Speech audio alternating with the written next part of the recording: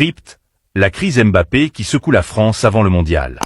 Il y a une question que le football se pose depuis des années, et elle allait trouver sa réponse la plus brutale à l'intérieur de la concentration de l'équipe de France.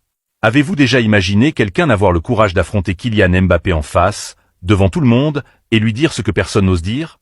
Cette nuit-là, dans ce centre d'entraînement, quelque chose d'inédit s'est produit. Une réunion improvisée. Une confrontation que personne n'avait vu venir. Et au centre de tout ça, comme toujours, le même nom. La réponse à tout ce qui s'est passé ce matin-là tient en un seul homme, Ousmane Dembélé.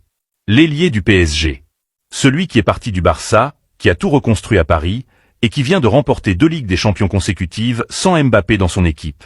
Et pendant toute une semaine avant ça, il avait envoyé des messages privés à son capitaine, en lui demandant de travailler davantage pour le collectif, parce que cette sélection française a les moyens de gagner quelque chose d'énorme dans ce mondial, mais seulement si tout le monde tire dans le même sens.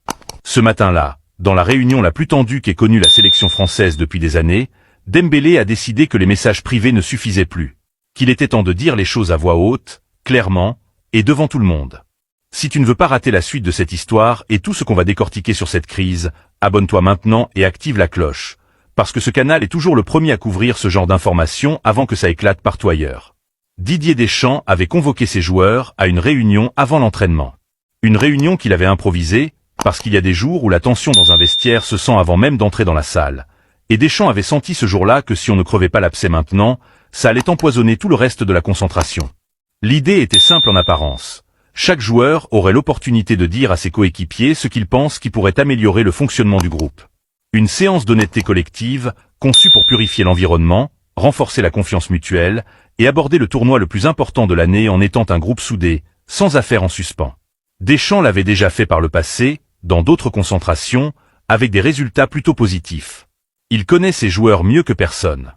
Il sait que cette génération a besoin d'espaces de communication directe pour fonctionner vraiment comme une équipe, et pas seulement comme une collection d'étoiles individuelles qui partagent un maillot quelques semaines par an.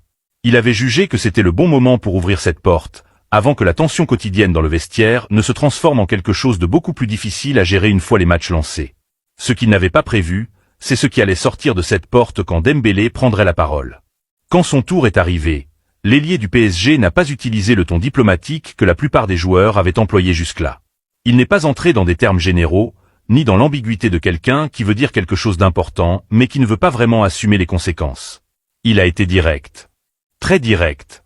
Avec les yeux posés sur Mbappé et avec la voix de quelqu'un qui porte quelque chose depuis des semaines et qui a décidé que ce jour était le jour où ça devait sortir.